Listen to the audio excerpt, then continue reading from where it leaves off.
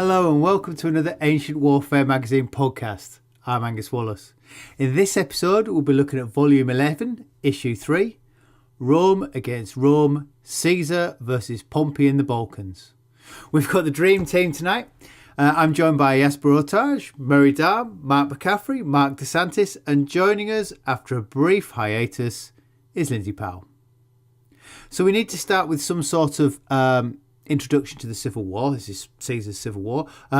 It's the crossing of the Rubicon that kicks it off. I wonder if, Jasper, you would like to briefly bring us up to the casting of the dice. Oh boy, well that's... Feel free to be pithy.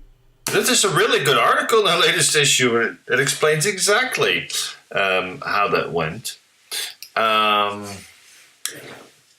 The really short summary version is that in the 50s BC, you have the so-called first triumvirate of Pompey, Crassus, and Caesar, three really powerful men who basically divide up power in Rome to advance their own goals. And during that decade, when Caesar is in Gaul, Pompey's perhaps, maybe past his biggest fame, and Crassus manages to get himself killed in the ancient Near East at Carrhae. And then at the end of the era of that period, Caesar is looking for a renewal of his imperium and to stave off being prosecuted for alleged or not alleged crimes against Rome by senators who are not his friends. And this situation sort of continues. Caesar is in just across the border, the formal border of Italy, in the Po Valley, and it frankly just escalates really the conflict between the Senate and Caesar, and he decides that he has no other option but to take matters into his own hand, and he crosses the Rubicon. That in the very, very, very short version is what happens. Yeah, that triggers, the Civil War.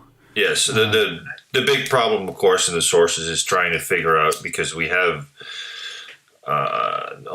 Caesar and Cicero are contemporaries who write about the whole situation, and trying to figure out who exactly has the right. What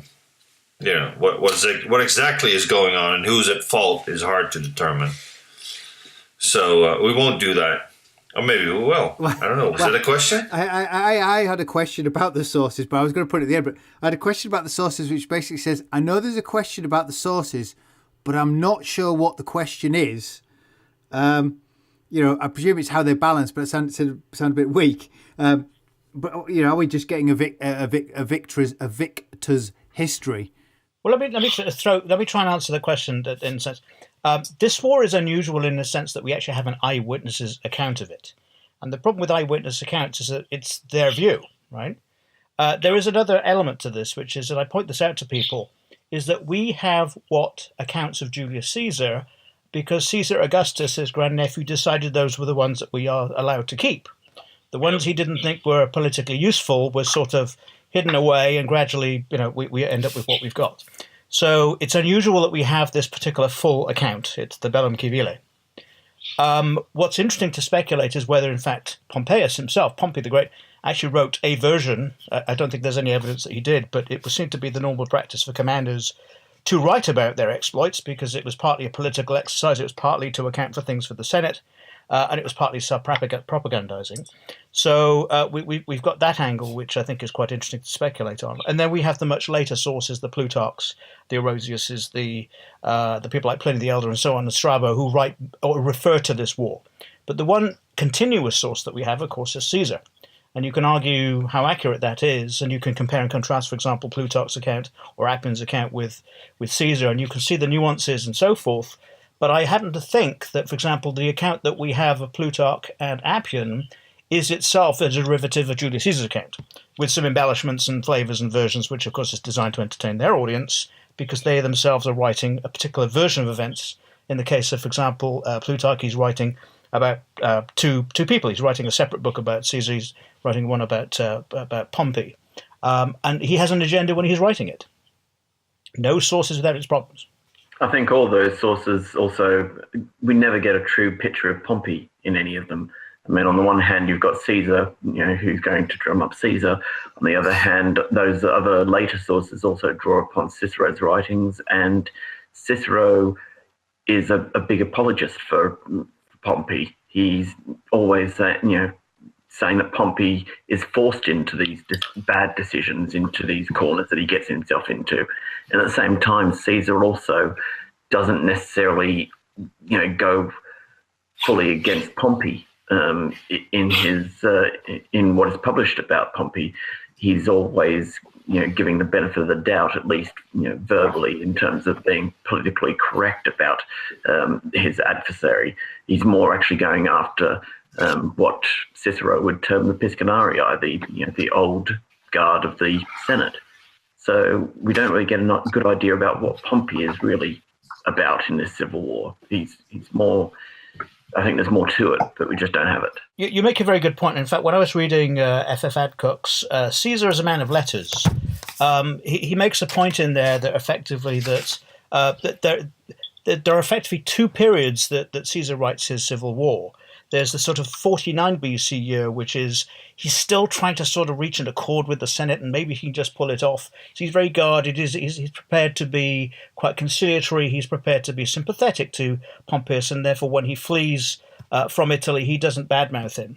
But then when he gets to the next bunch of books, which I think is basically book 3, it's now 48 BC. It's very clear that Caesar's been made out to be the enemy, and he lets rip. He pretty much tells the story as we see it from his perspective, and damn the consequences. One of the problems, of course, is that Pompey remains a bit of an enigma, and most modern commentators about Pompey are, why didn't he do this? Why didn't he do that? Why didn't he seize that? Why didn't he take that? He should have taken that. He should have taken control.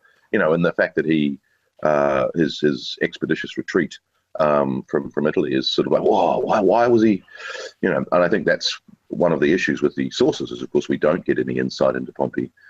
We only have people talking about, non-Pompeians talking about what Pompey was doing and why Pompey did it. We don't get Pompey's insight. For somebody who a lot of the sources sort of tout as, one of, if not the greatest general of Roman Republican history, what we see of him at the end of the Civil War is, him being forced into a corner by a bunch of senators saying, we can't wait for you to do your tactical movements. We must have a victory now, which just seemed to play really badly. Like, it just jars with the previous reputation that this guy has. So something's not adding up there. Do you wonder, or do you think that maybe he was just at the point where he was tired?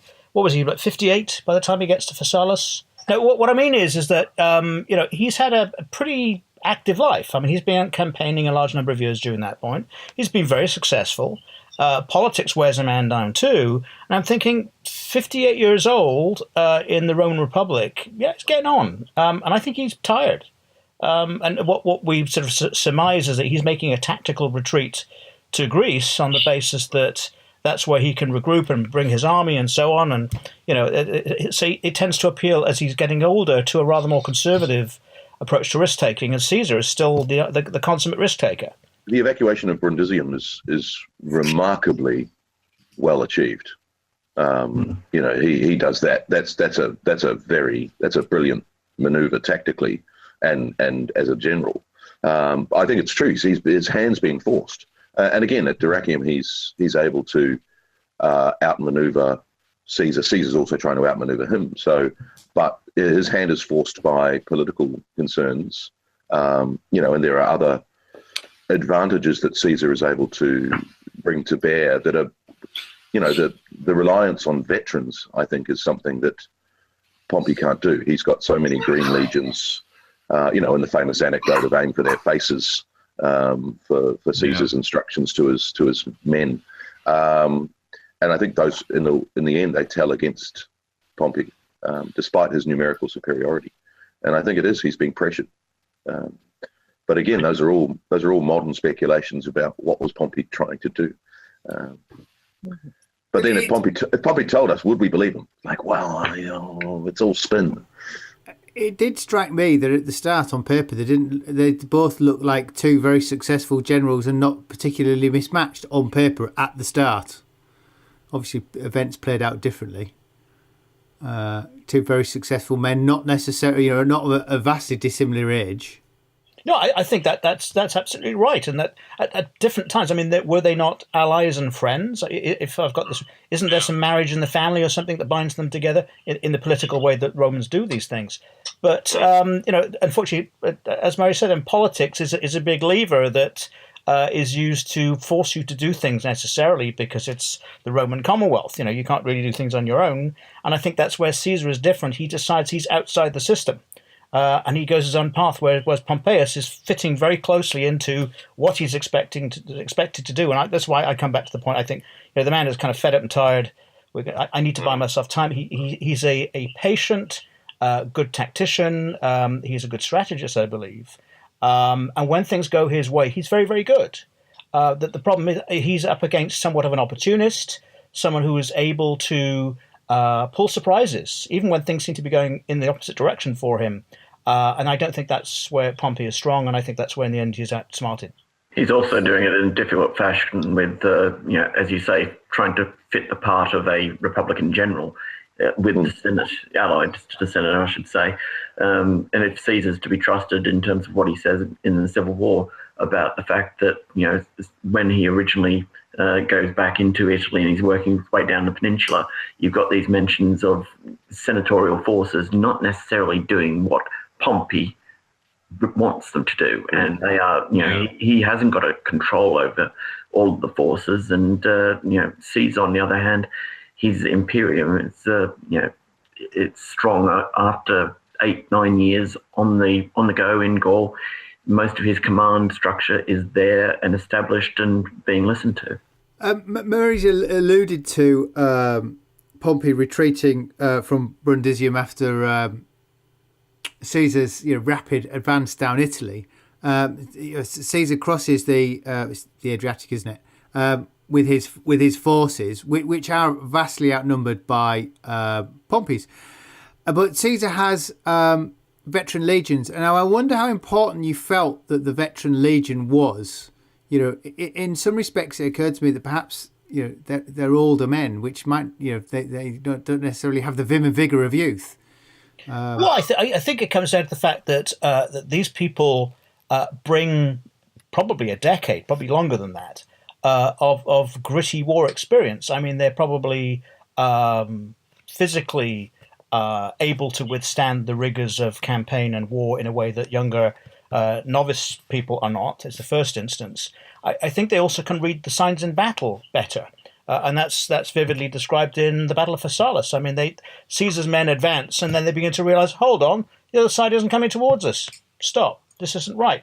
The other side, again, if you believe people like Plutarch, will say that it was partly the indiscipline on Pompeius' side that he actually had to have the men literally holding their shields and sort of putting them in the ground because they were so fearful that the line was kind of waving, with these people thinking, oh, what are we going to do next?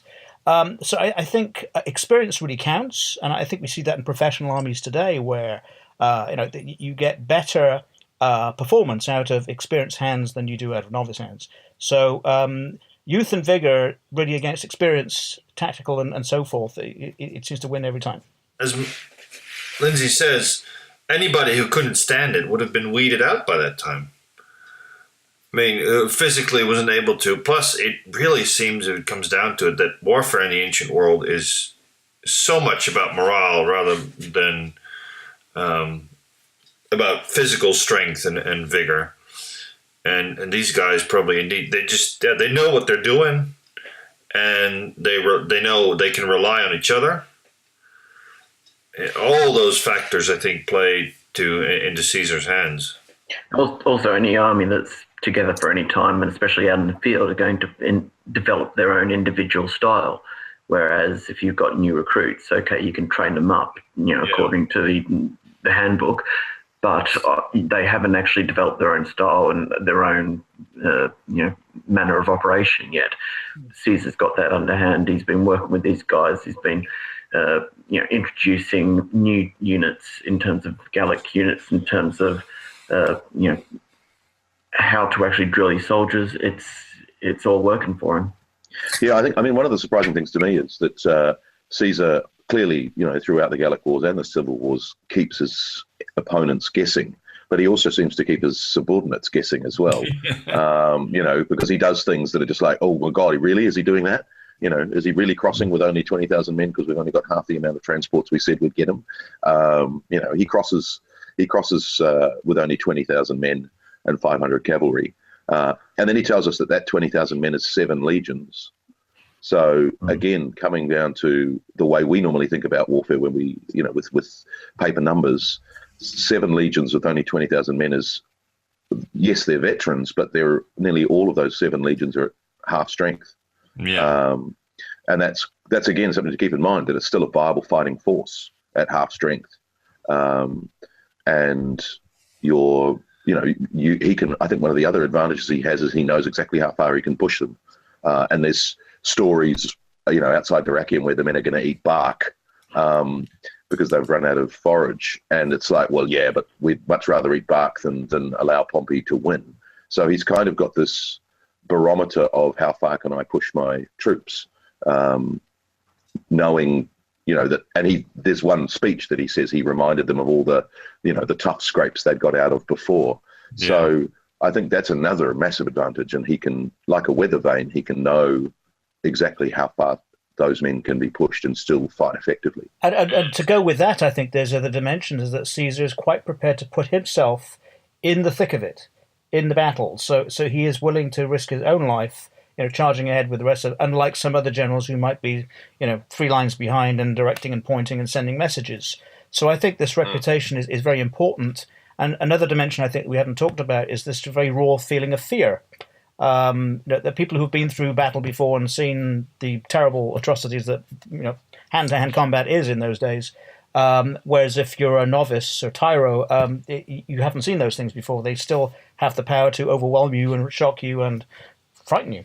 I'm reminded also that Caesar's veterans were experienced enough that when at Raspina in 46, they were surrounded by Titus Labienus's cavalry, they were able to cohort by cohort, alternating, turn front to back, form 2 lines, and each facing away from the other, and charge Labienus's cavalry, which was a remarkable thing to do to encircled men and escape and win.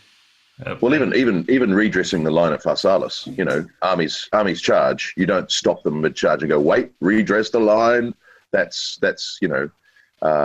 amazing discipline. And then, as Lindsay was saying, that's veterans kind of going, hang on a minute, but still the idea of no, you're not allowed to get the blood's up, the adrenaline's pumping. It's like, no, now we're going to do what we need to do. That's a remarkable sign of experience. That was a remarkable moment at Pharsalus that Caesar's veterans held back when they realized that Pompey's men were not charging.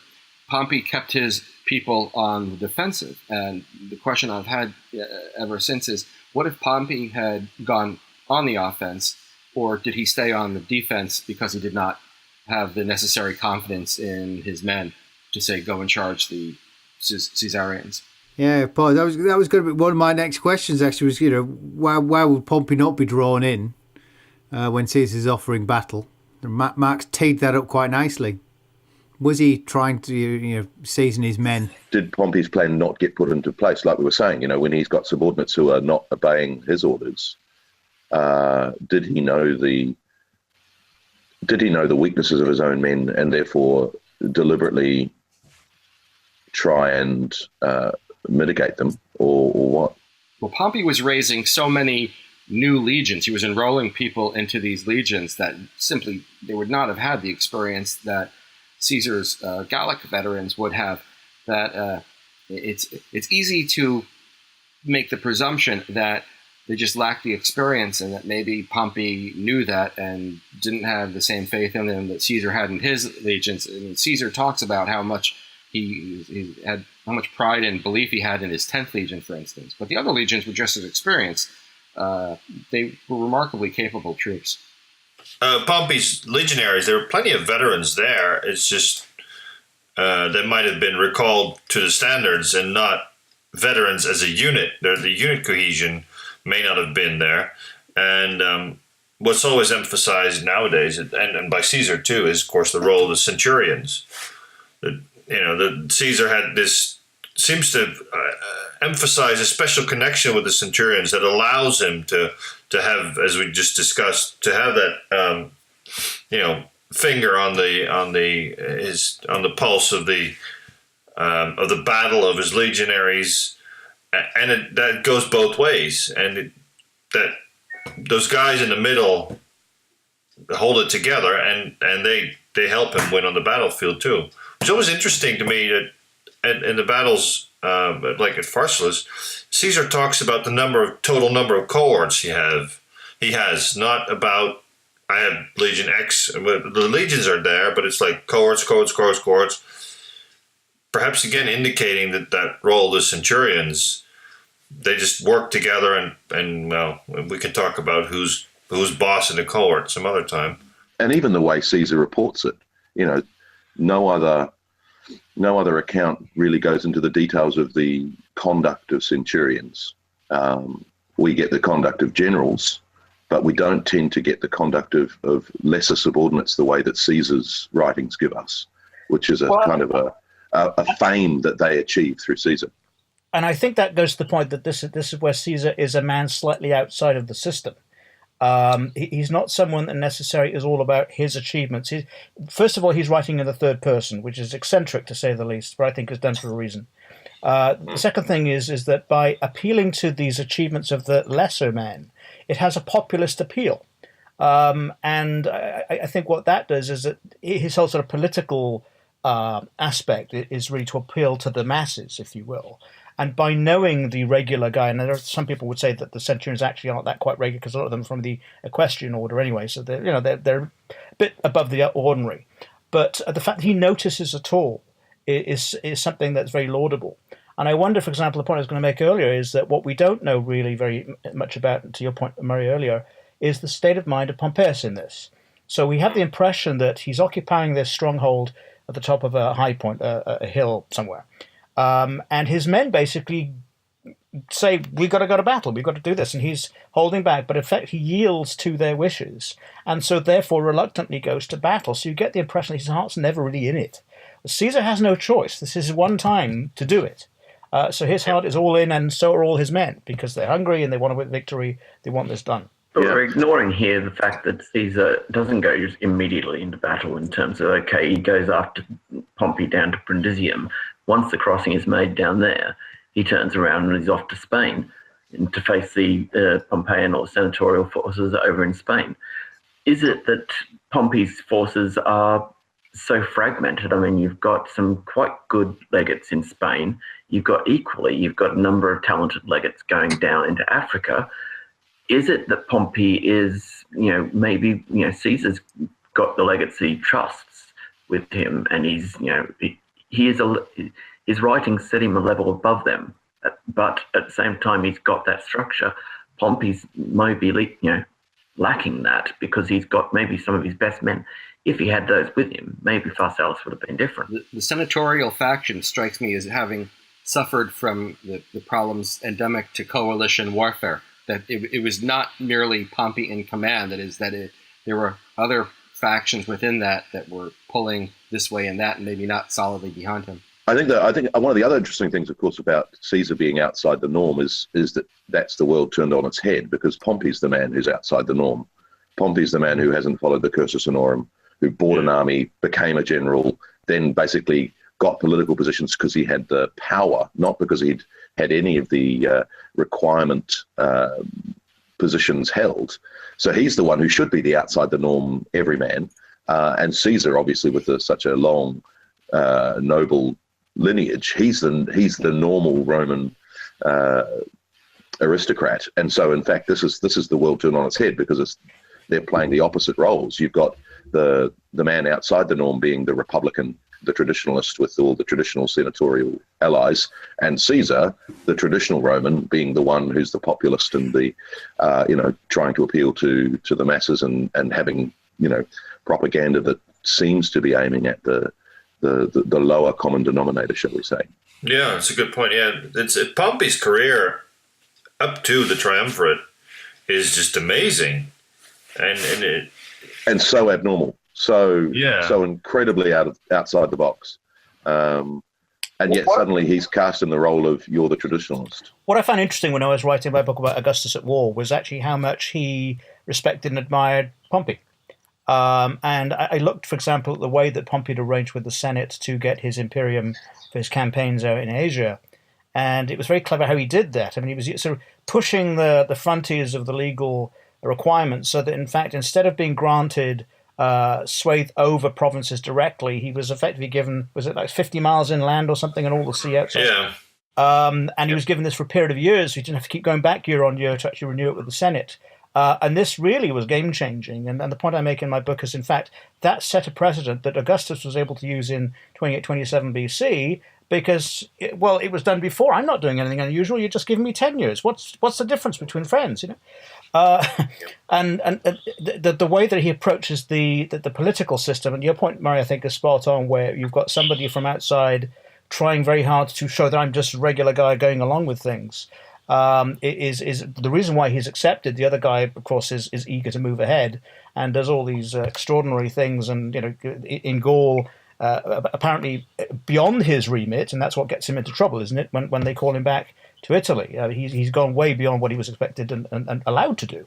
And yet Caesar is totally trying to argue in his propaganda that he is, the one trying to abide by the law. He's saying that the Senate has given him permission. He's only trying to do what the Senate has given him the opportunity to do.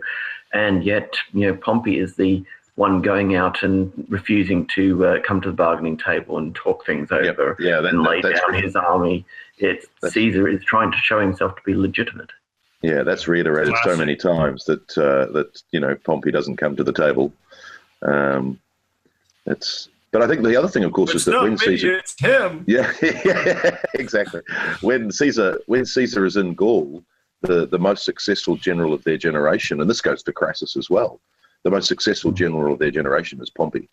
Pompey is the one who's conquered on 3 continents. Pompey is the never lost a battle, victorious general in various fields, and in many ways, Caesar's writing up of his own victories, even to the extent of the naval warfare in the Gallic Wars, is very much about, hey, I'm just as good as that other general that we shan't mention, but the successful general in Rome is Pompey. He rides on the coattails basically of Pompey and Crassus in terms of getting his consulship. He's really the junior partner in that.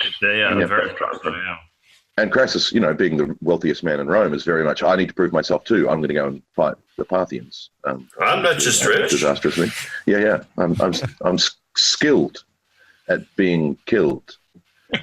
Ooh. Well, did you like that one? Yeah, that's a title for another article.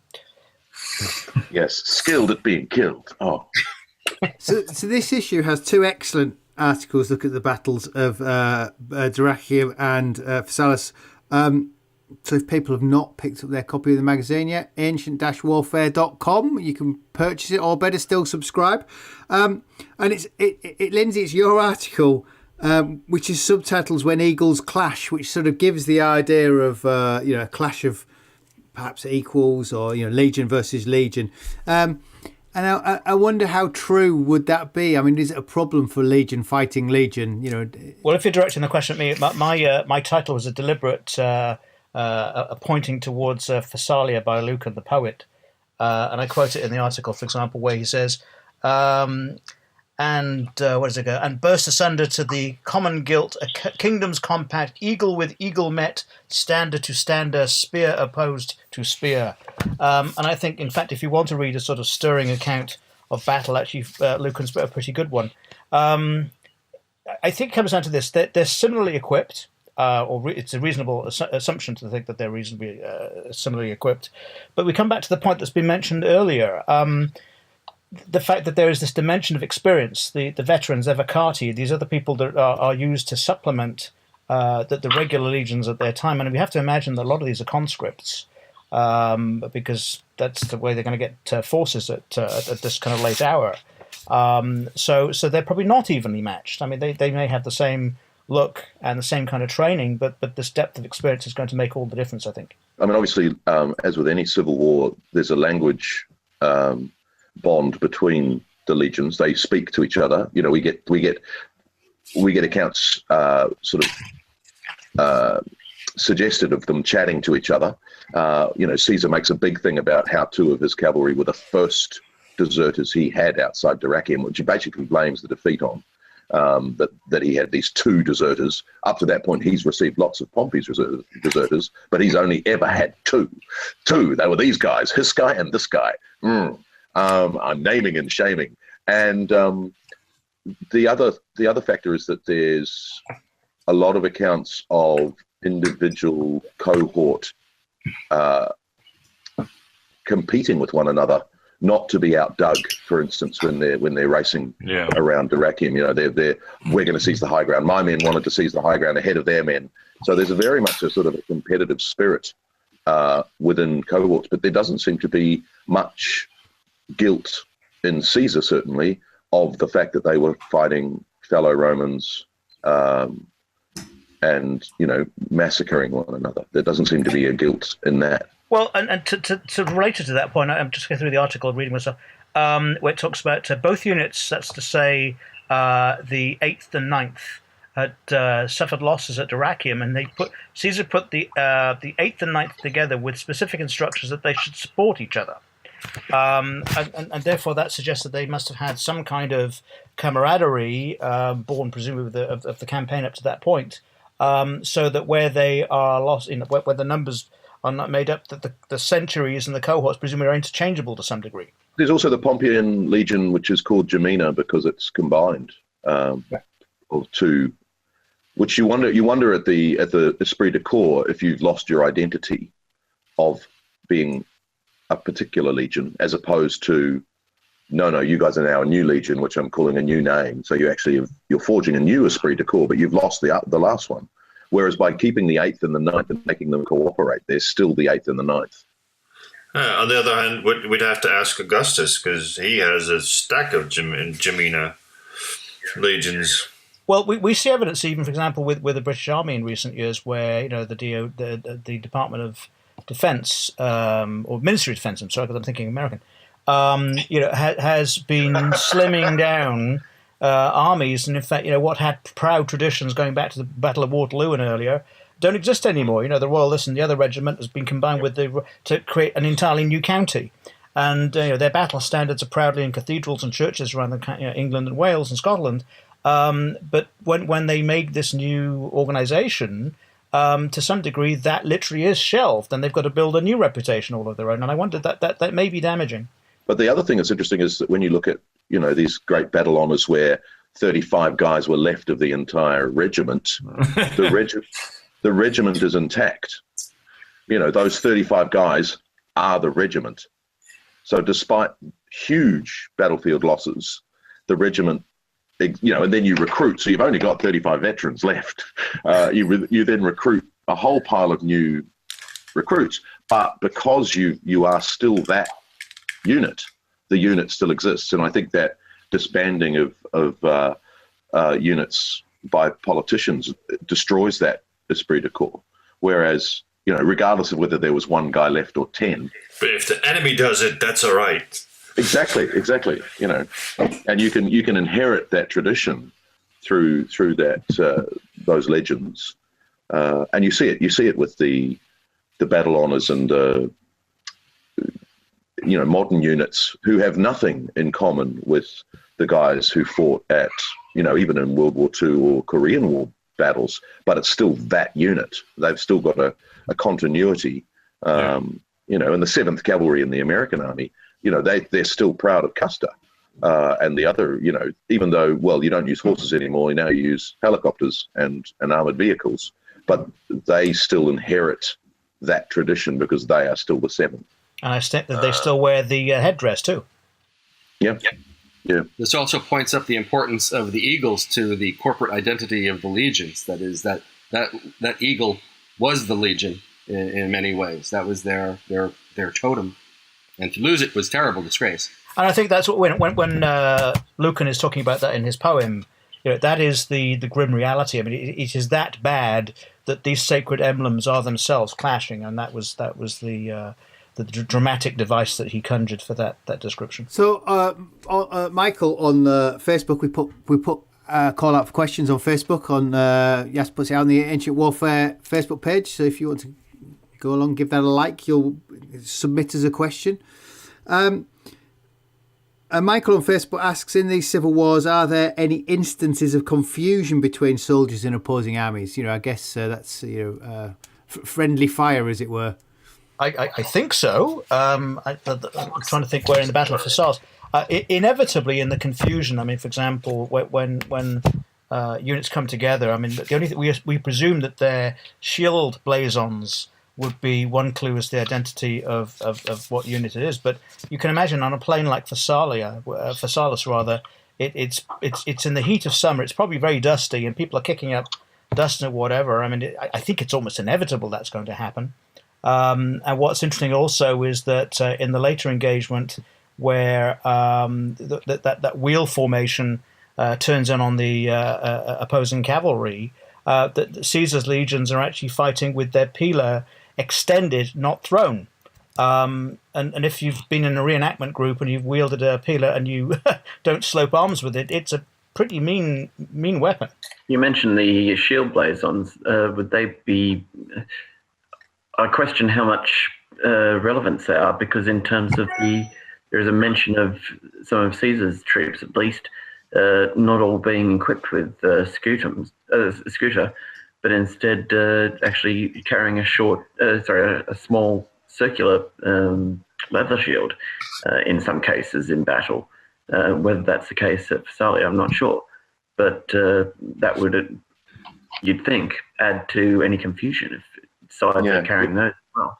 You wonder whether the signifiers and vexillatios and stuff would be obvious. So even if your shield wasn't the same blazon, there would be the flag to show what unit you were against, which really shows up well, I'm sure, in the dusty summer.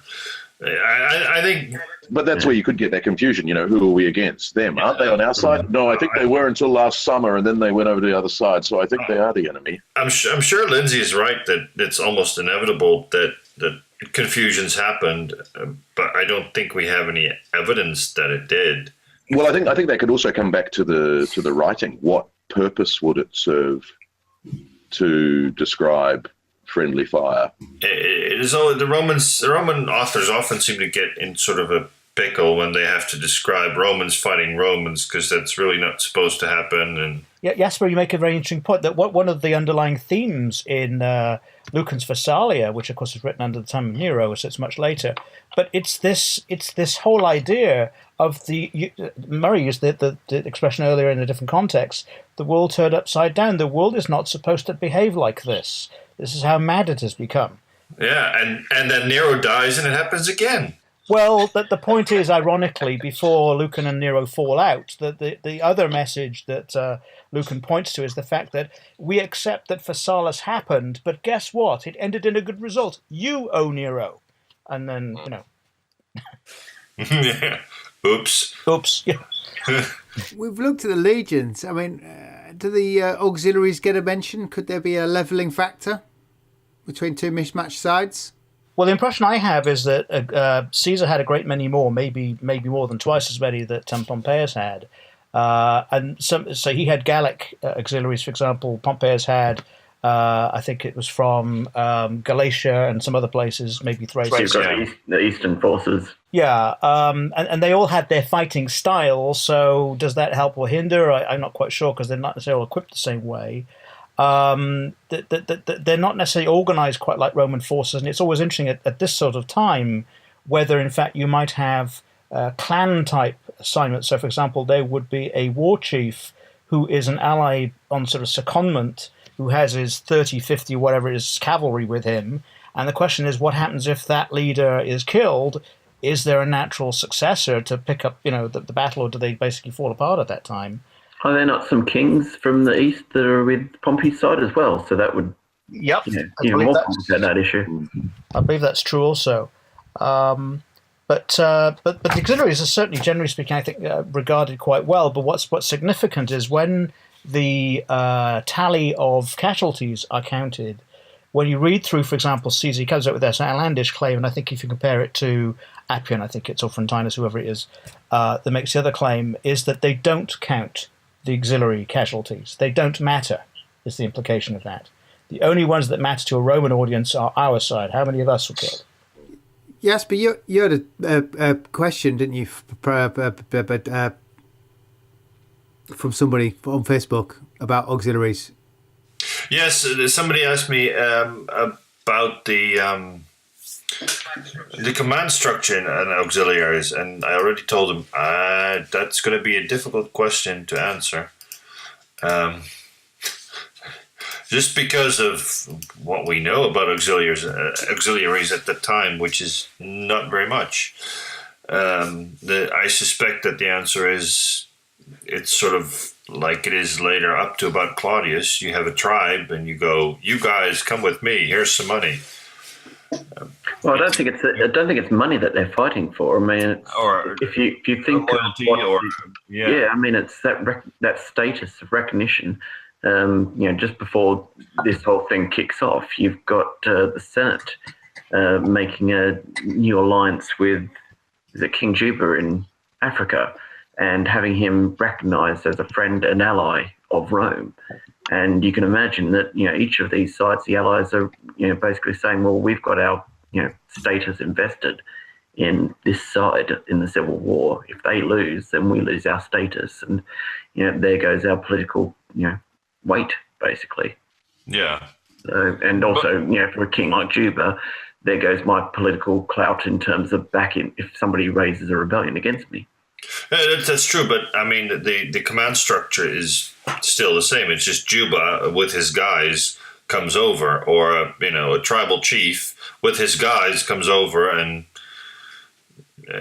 do we know more than that about how that worked internally? Or I don't think so. And again, to sort of bring it forward 5 decades or so to Augustus, the impression I have is that simply it was whoever was the tribal leader or the designated guy to go off. It could be, for example, like a Flavus with Arminius's brother that was sent off and assigned to a unit of presumably his Chersky riders, and that's what they fought with. And if anything happened to him, then presumably they had to recycle it or maybe assign them to another command. But it's one of those great areas of, I think, the army that we really don't know a great deal about, much to our sadness and annoyance. And that continues into late Roman history, where you have, barbarian and Gothic commanders who are recruited to fight, but that's it. That's all we know.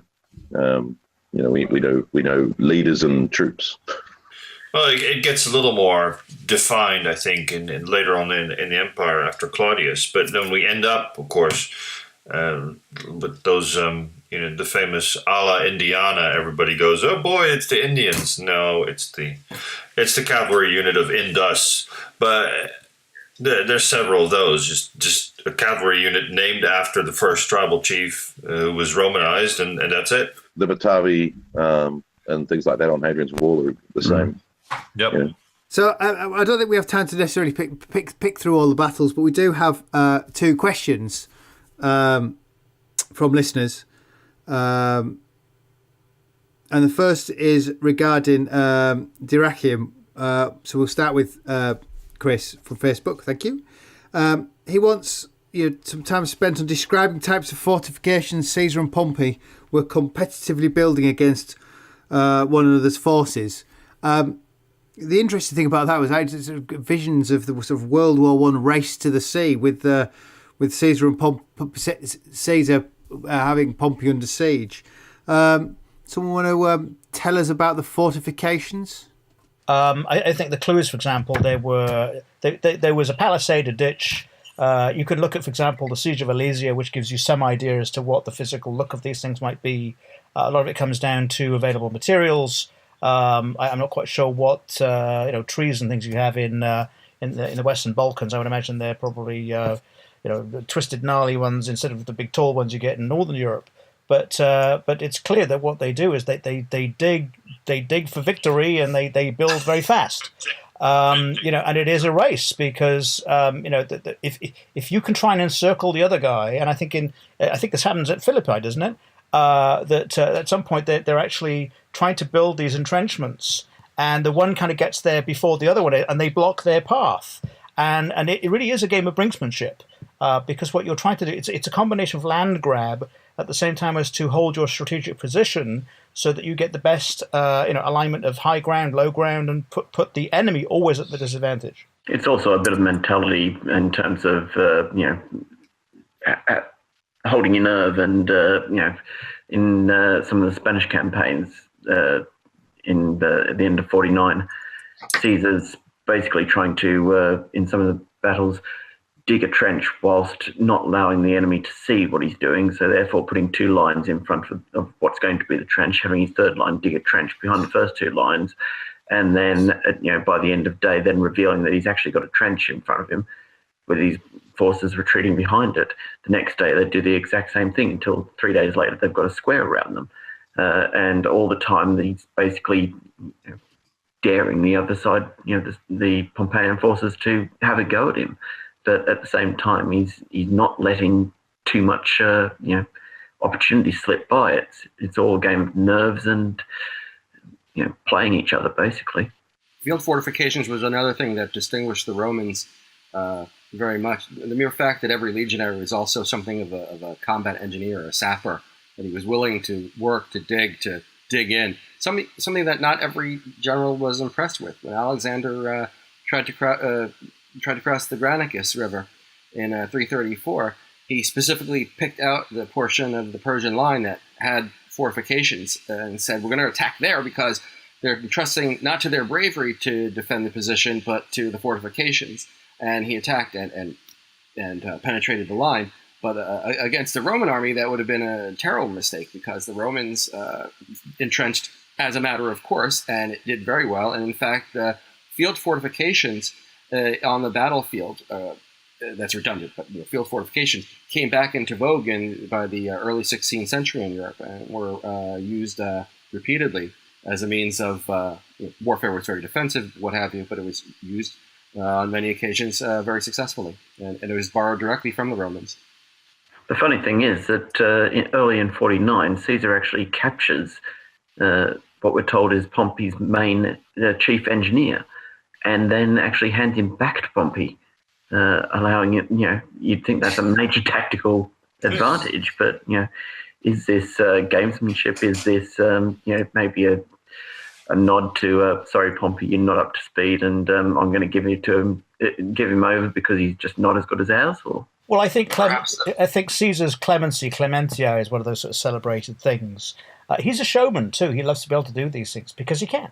Perhaps it also is suggestive of the fact that Caesar was not interested in a completely irreparable rupture with Pompey and his faction in 49. Maybe that wouldn't have happened later on. Murray, do you have a view on entrenchments at Dyrrhachium? And first thing I think is absolutely building on what I managed to hear from you guys. There seems to be a engineering one-upmanship at Dyrrhachium, where Caesar's troops try and outdig the Pompeian troops who have a smaller circuit to build and more men, but they seem to pride themselves on being able to seize the next piece of high ground and build a wall between it. And then there seems to be a cat and mouse game of, well, how many men are guarding which part of the fortifications, and there is a bit of worry that there's such thin spread of troops on Caesar's side. But it doesn't go pear-shaped until those two Allobroges cavalrymen desert. The other thing I think that you were saying, Mark, was that that seems to answer the question of what would have happened if Alexander had turned towards Italy. He would have attacked, he would have attacked fortifications, and who knows what would have happened. Should we avoid going down that rat hole and I was going to mention the fact that the reason that the Roman troops could tell who was fighting who was tunic color, but I decided not to say that then. I think the next question, we're running out of questions, but we'll get them all covered. The next question must be for Lindsay. Ivan on Facebook asks, I'm reading verbatim, hence it sounds slightly strangely phrased as opposed to... details, analysis and explanations of tactical failures of Pompey's cavalry during the Battle of Pharsalus. You may consider its inner structure and combat manoeuvres and deployments within the topic. Sounds like a big ask, Lindsay, but give it to us. And it's all on page. I don't get it's in the magazine. Of which we could get at ancient-warfare.com. Yes, thank you. I think the answer to the question goes back to what we opened this whole conversation at the podcast with. We don't have that many sources to be able to make these kinds of deliberations or conclusions on. So, if you believe Caesar's account, he had anticipated what Pompey was going to do. And for that reason, he, in drawing his men up, created this line of troops really as an acute angle to the main line. So they were effectively obscured by the men in front. And he knew that what Pompey was going to try and do was effectively try and do a sort of encircling movement. And by anticipating his opponent's move, he was able to provide for that. And the impression that you have is that there was an initial advance by Pompey's troops. There's a sort of there's the initial success with that move, and Caesar's cavalry is effectively put in a position where they have to retreat because they're outnumbered and effectively they're outgunned. Although it does leave the option open that maybe that's what Caesar had intended to do as a feint to draw those people further in. And then what happens is you've got the lightly armed ground troops who are following behind, and they're sort of firing arrows and slinging stones and so forth. And then Caesar brings forward his other troops, and at this point is able to overwhelm those people. And there's the famous story of how these good-looking young lads who are in their fine armor on their cavalry are having their faces cut with knives and daggers and so forth because they're being picked on deliberately to make a point in that action. But again, we don't know because, in fact, that little detail is not in, for example, Caesar's account. It's only in Plutarch's account. So who's right? Is it an embellishment that Plutarch invented?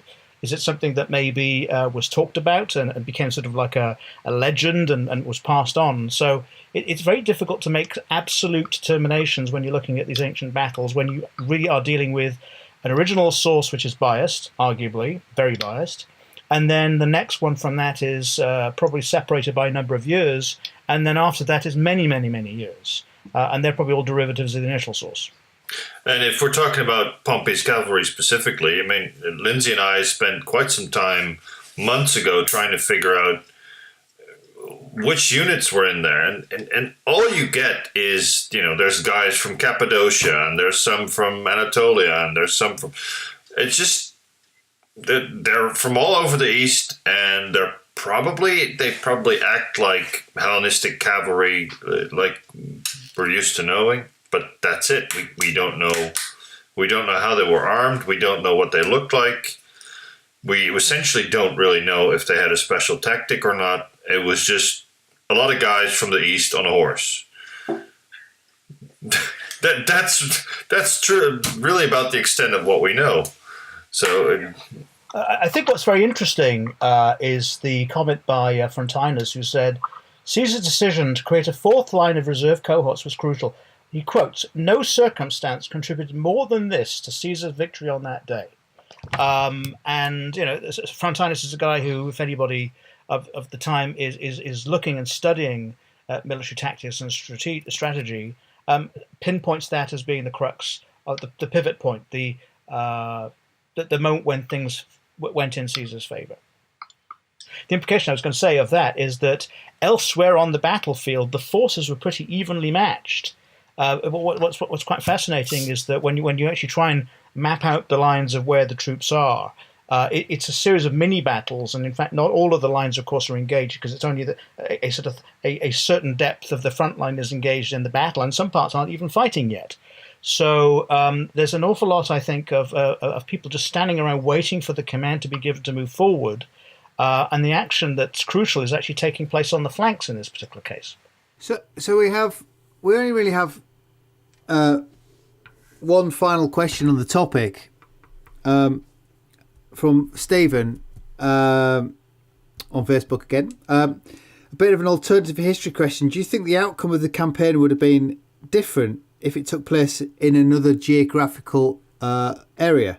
Much has been made of Caesar's veteran legions and their will to win, but would Pompey have been able to find his luck and something to mollify the barking Senate in exile if the campaign took place, say, in Syria, for example?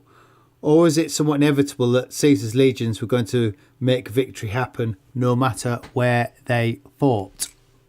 Well, let me throw this. Based on the comments I just made about Frontinus, I don't think it's a foregone conclusion at all. In fact, it's a couple of things. For example, if Pompey had decided that, no, I know you guys want to fight today, but Pompey's not for fighting this morning. And if he'd held off for another day, that would have weakened Caesar's side because of provisions and so on. And, that could have been crucial in determining his future action. And if, of course, they moved the battle elsewhere, I'm not even sure that Caesar would have had the material ability and the food and the sustenance to actually get that far. I think Pompey had naturally more followers and allies in Asia and Syria than Caesar did. Caesar in Syria wouldn't have had the support that he clearly was able to get in the cities of Greece. He talks about these communities going over to him relatively easily, so he must have had networks and things, whereas I think the further away from his traditional base you went, as in if you went eastwards, your Caesar's at more and more of a disadvantage. On the other hand, I'm sure that if he'd gone east, the Senate would have been screaming every step of the way because it's a step away from Italy. Yeah. Would have been like a horrible Lord of the Rings. If I take another step, it's the furthest I've ever been from Rome. for like a year. Like, oh yeah. Oh. But I think what it also points to is that Caesar, I think, had an inkling about this, and he knew that he had to bring Pompey to fight as early as he can. Having made quite frankly a pig's ear at Dyrrhachium, this was his make or break moment, and his luck seemed to have sustained it. And if he had not been able to pull that off, I think we'd have a very different history. The Murray's article, especially Murray and Paul McDonnell Staff's article, became sort of interesting counterpoints. On the one hand, the audacity and what it can do for you. On the other hand, well, it can get you into deep, deep trouble. And Caesar the whole campaign in Gaul is like that as well. It's just, Caesar's ability to react in a moment to a situation is what saves him, but obviously it's what gets him into trouble too. But he continues to do that as a general. Doesn't learn very much, does he? Well, from an effective management perspective, he makes a decision and goes with it, even if it's not the best decision. A poor decision today is better than no decision tomorrow. And Caesar enacts that, and then when that goes wrong, he makes another choice and enacts that.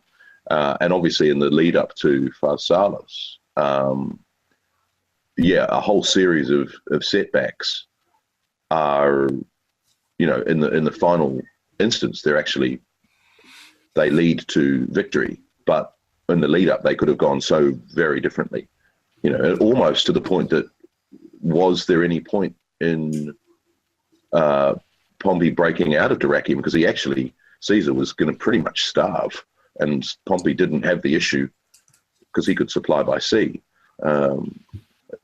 Almost that wasn't the result that Pompey needed.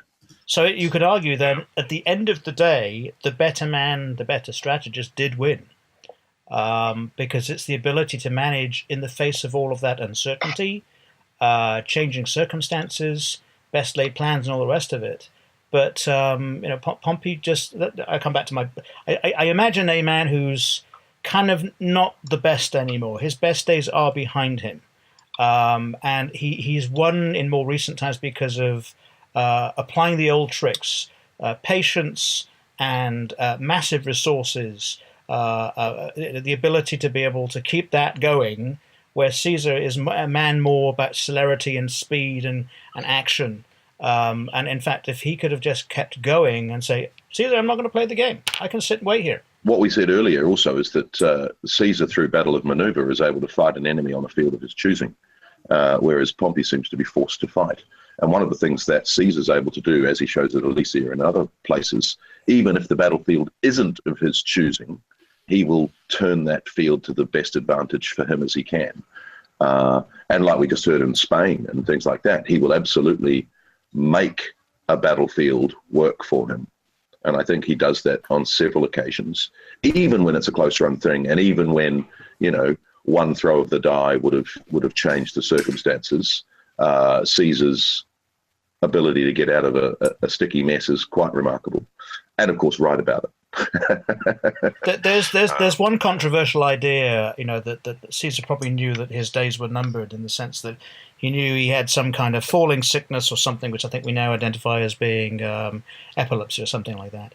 And in fact, he becomes, you could argue, increasingly reckless, because in a sense, he said, I don't give a damn anymore. If I'm going to die, I'm going to die. But, I've done all right so far.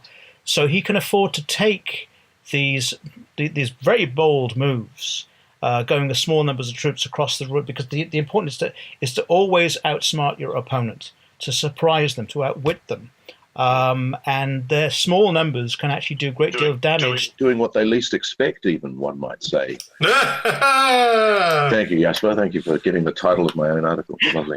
Yes. The impression I get with his grandnephew was a very different sort of individual, who was naturally more of a cautious individual, and was there's the famous tale of the golden fishhook, that you almost that the gains to be won from military action must always outweigh the risks. Otherwise, you don't do it. It's just stupidity and foolishness. I don't think Caesar necessarily subscribed to that, because his aims were much broader than the next battle. They were strategic. They were political, in a way that his great-grandnephew Augustus didn't have to deal with, because Augustus was given this sort of 10-year period, or 5 years, these periods where he was given free rein within his province. Caesar was, he was looking to get the consulship. I mean, this is what's remarkable about all this stuff. All he wanted, it was, I didn't want much. I just wanted the consulship. What was the problem? But the Senate wouldn't give it to him. And it became a very high-stakes game, which was utter stupidity when you think about it. But wars have been fought for less. Shall we call that a day on the Civil War? I have one more question. We do have one more question, which I suspect, well, it's from a patron, but it's ancient current affairs. This is from Peter, and as he suggests, it's a bit off topic. He has a question regarding the new finds at Vindolanda.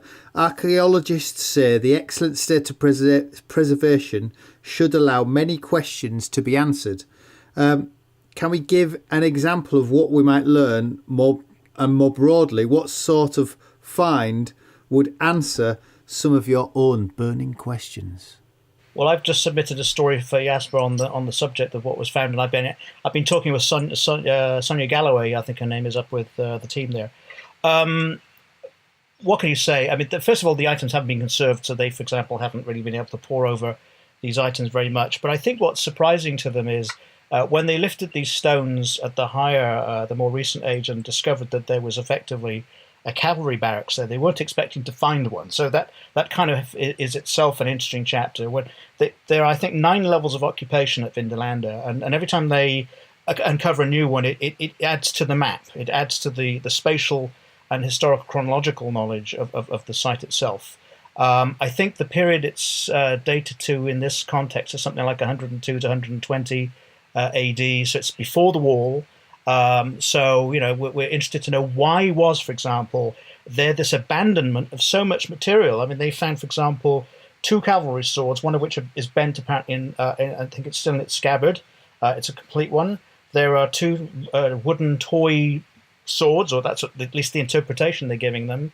There's the usual scatter of styli and writing tablets and bits and bobs, but it almost has a sort of like an evacuation scenario here, but that's a hypothesis. And of course, the question inevitably arises: what was the trigger? What was the cause of that need to leave in a hurry? I mean, this is high quality stuff. A man leaving a cavalry sword in a scabbard, I mean, that seems a little extreme. So he left in a hurry. I know the find that's going to answer all the questions that we're going to need here. It's going to have to be something that says Nona Hispana, doesn't it?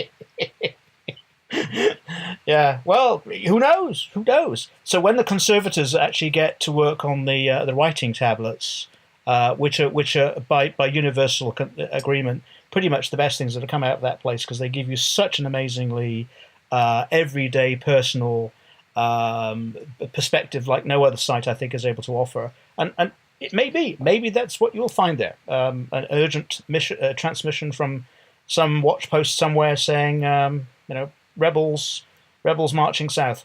You shouldn't get carried away with this sort of period, because actually so far in terms of that era, the Tungrians and the Batavians who are stationed there for that period, from what we know so far, their movements around there have been between camps. So when they've left Vindolanda in the 90s or round about that 100 AD period, they're moving, they're being repositioned either forward, backwards, east, west. It's not, drastic movements. No, but I think that the interesting thing is that they appear to have been settled there for one period, and they go, and then they come back. Yeah. But in this particular context, the suggestion is, and it's only a hypothesis after all, because until they come up with something concrete, it's going to remain so, is that there is a lot of material in this barrack block.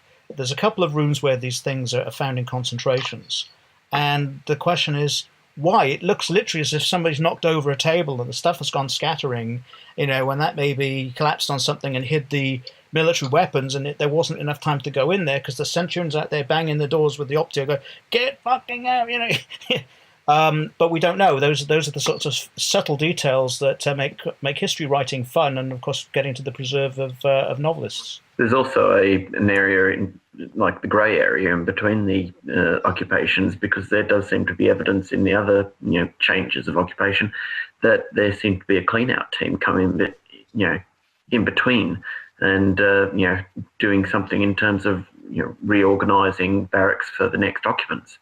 So whether it's the people who are leaving in a hurry, or whether it's the clean out team who's actually being a little bit shoddy in terms of their work. Well, taking up that theme, it's very interesting. When you go to Vindolanda, there is what they've done a great job of doing is marking out, delineating, and signing what they interpreted the different buildings from the different ages. It can be a confusing site if you don't kind of look at it that way. But one of the spaces is marked out where they effectively say, this is where we believe Hadrian stayed when he visited this area.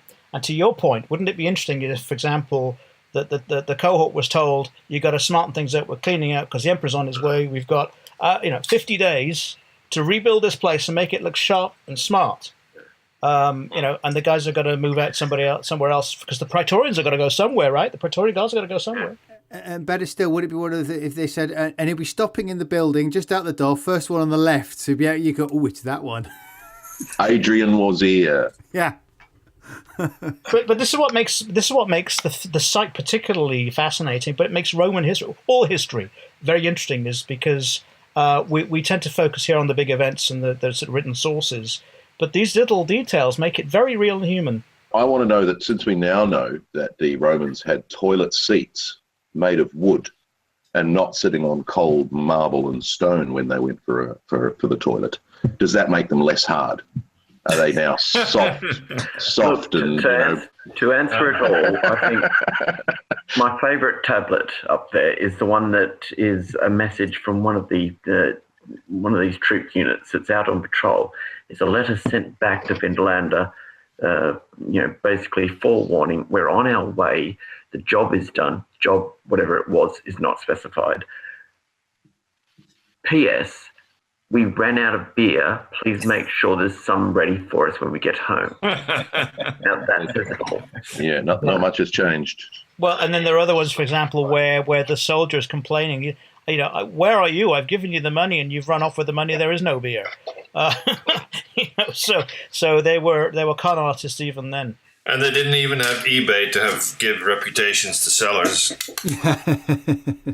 No, but there's the famous man from out of town. I think the man who comes from overseas, I think is the translation of the Latin term, who is roughly treated by the soldiery.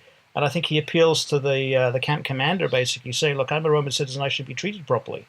Mind you, aren't there graffiti in Pompey with "Don't deal with so and so, he's really dodgy"? Right, I think that's probably as good a place as anywhere to call it a night. Thank you, Jasper, Mark, Murray, and Lindsay. If you enjoy us prattling on, why not become a patron of the podcast? $1 or so each month from you helps us to pay for the podcast and perhaps buys us a coffee each. So for more information, go to patreon.com/Ancient Warfare Podcasts. Jasper has been good enough to donate some discount codes for the magazine, or indeed anything in the Karansarai shop for patrons. That's just in case you fancied trying, say, Ancient Warfare or, Medieval Warfare or Ancient History magazines. And as well as Facebook, we always put out the call for questions on Patreon a few days in advance of us recording. So that's patreon.com/Ancient Warfare Podcasts. So that's it for now. I'm Angus Wallace, and thanks for listening.